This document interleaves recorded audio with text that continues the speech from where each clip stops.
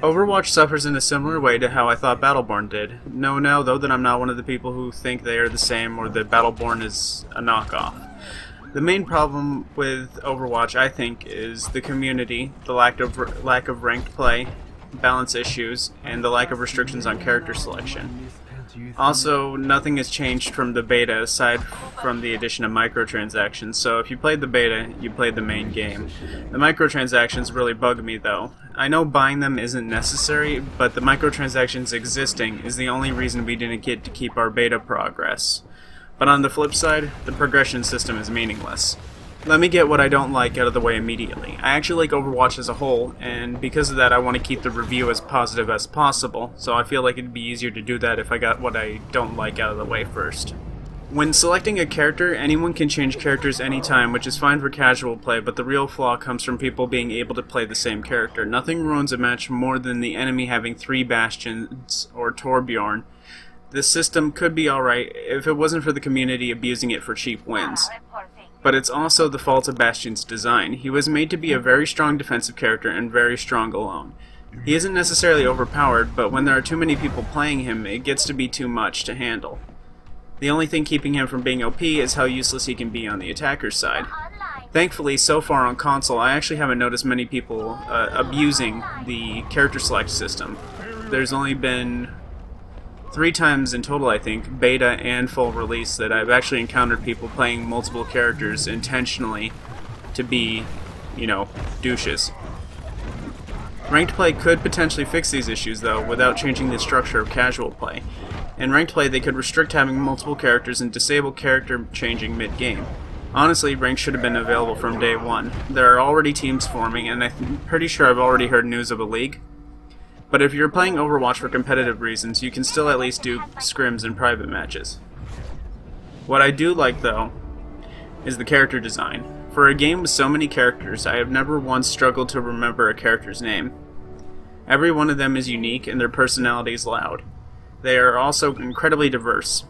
They have a character for just about every race you could want. White, black, Chinese, Japanese, Indian, robot, hell, even sentient gorilla. No one was left out. Although there is no in-game backstory for each of the characters, so if I want to know more, I gotta go check out a wiki, or I gotta go check out YouTube.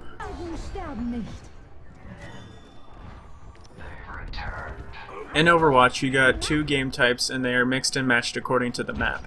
The first game type is Domination, where attackers capture and defenders try to stop them. The second is Payload, where attackers try to get close to a vehicle and move it towards the defender's spawn. The game modes are simple, and I never stop to think, what am I supposed to be doing?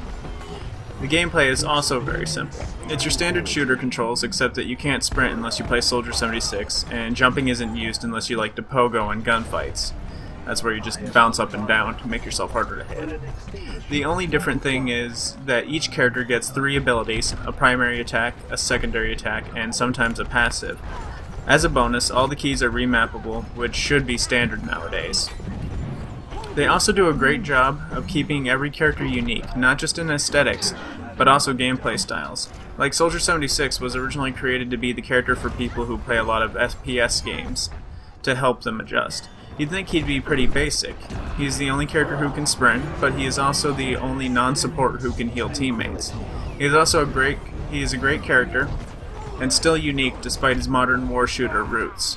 Every character is great, and there isn't a single ability I could come up with for any of them that I think would fit their character better.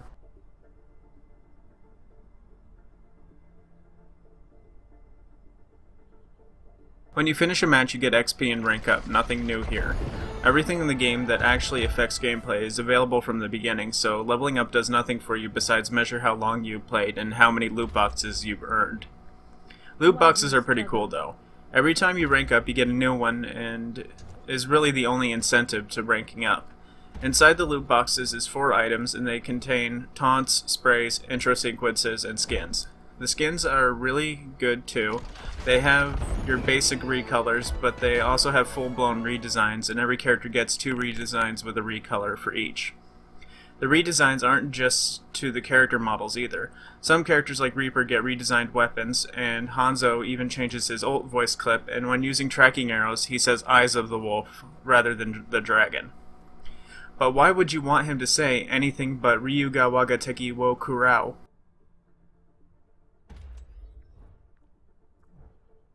Overwatch is a great multiplayer game with a solid focus on gameplay and customization rather than features not necessary for a multiplayer-focused game. Overwatch knows exactly what it wants to be, fun, but still competitive, and it achieves that in spades. Even after losing, I still can't wait to get to the next match, and every loss instead makes me think, what could I have done differently? The best part of the game, though, is that it is made by Blizzard and published by Activision, companies that are both very well known for supporting their games after launch. So it's great, but I can't wait to see what they do with it in the future. I'm giving Overwatch a 9 out of 10. It would have been 10 if it wasn't for the lack of restrictions on character select, the pointless ranking system, and how the game is the exact same from the beta. The microtransactions also suck. Rather than letting us buy currency to get exactly what we want, they instead sell us the randomized loot boxes. The microtransactions are the only new thing in the game since the beta, and the only reason we didn't get to keep our levels and unlocks.